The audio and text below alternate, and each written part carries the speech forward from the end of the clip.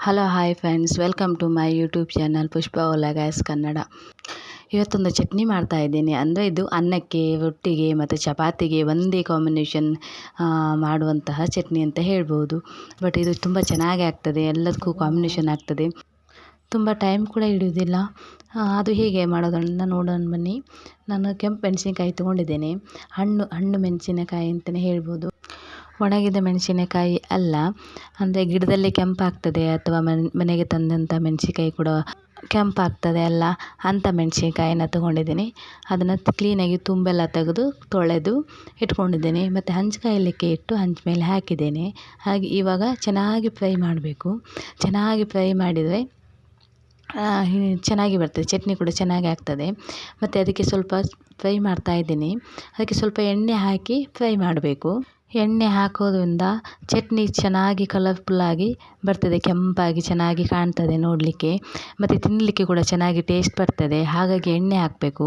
ಮತ್ತು ಮಿಕ್ಸಿಗೆ ಹಾಕುವಾಗ ಮೆಣಸಿನ ಘಾಟ ಕೂಡ ಆಗೋದಿಲ್ಲ. ನೋಡಿ, ಇವಾಗ ಚೆನ್ನಾಗಿ ಫ್ರೈ ಆಗ್ತಿದೆ. ಇವಾಗ ಸ್ವಲ್ಪ ಎಣ್ಣೆ ಹಾಕ್ತಾ ಇದ್ದೀನಿ ಮೇಲೆ. ಎಣ್ಣೆ ಹಾಕಿ ಇನ್ನೂ ಸ್ವಲ್ಪ ಫ್ರೈ ಮಾಡಿ ಮತ್ತು ಗ್ಯಾಸ್ ಆಫ್ ಮಾಡಿದ್ದೇನೆ. ಗ್ಯಾಸ್ ಆಫ್ ಮಾಡಿದ ಮೇಲೆ ಸ್ವಲ್ಪ ಸಮಯ ಬಿಡಬೇಕು, ತಣ್ಣಗಾಗಬೇಕಲ್ಲ. ತಣ್ಣಗಾದಮೇಲೆ ಮಿಕ್ಸಿಗೆ ಹಾಕೋದು.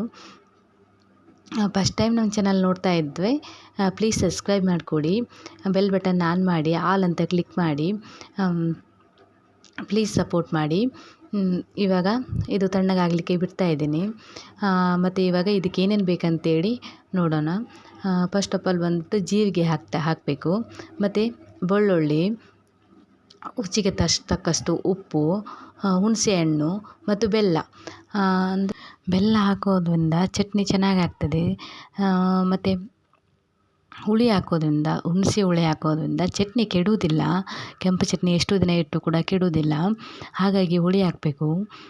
ಮತ್ತು ಜೀರಿಗೆ ಹಾಕೋದ್ರಿಂದ ಒಳ್ಳೆ ಸ್ಮೆಲ್ ಬರ್ತದೆ, ಚೆನ್ನಾಗಿ ಟೇಸ್ಟ್ ಆಗ್ತದೆ ಚಟ್ನಿ ಅಂತ ಹೇಳ್ಬೋದು. ಹಾಗಾಗಿ ಎಲ್ಲ ಹಾಕಬೇಕು. ಮತ್ತು ರುಚಿಗೆ ತಕ್ಕಷ್ಟು ಉಪ್ಪು ಹಾಕಿ ಸಣ್ಣಗೆ ಮಿಕ್ಸಿ ಹಾಕಬೇಕು. ಎಷ್ಟು ಸಣ್ಣ ಆಗ್ತದೆ ಅಷ್ಟು ಸಣ್ಣ ಹಾಕಿದರೆ ಒಳ್ಳೆಯದು. ಮತ್ತು ಇದನ್ನು ಎಷ್ಟು ದಿನ ಇಟ್ಟು ಕೂಡ ಕೆಡುವುದಿಲ್ಲ.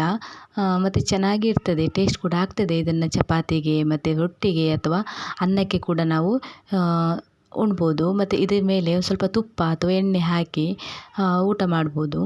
ನೋಡಿ ಎಷ್ಟು ಚೆಂದ ಬಂದಿದೆ, ಕಲರ್ಫುಲ್ಲಾಗಿ ಕೆಂಪಾಗಿ ಚೆಂದ ಕಾಣ್ತದೆ. ನೋಡಲಿಕ್ಕೆ ಸಹ ಅಷ್ಟು ಚೆಂದ ಉಂಟು, ಊಟ ಮಾಡಲಿಕ್ಕೆ ಕೂಡ ಅಷ್ಟು ಟೇಸ್ಟಾಗಿ ಬರ್ತದೆ. ನೋಡಿ, ಟ್ರೈ ಮಾಡಿ ಮನೆಯಲ್ಲಿ, ಹೇಗಾಗಿದೆ ಅಂತೇಳಿ ಕಮೆಂಟ್ ಮಾಡಿ. ವಿಡಿಯೋ ಇಷ್ಟ ಆಗಿದೆ ವಿಡಿಯೋಗೊಂದು ಲೈಕ್ ಮಾಡಿ, ಪ್ಲೀಸ್ ಸಬ್ಸ್ಕ್ರೈಬ್ ಮಾಡ್ಕೊಳ್ಳಿ.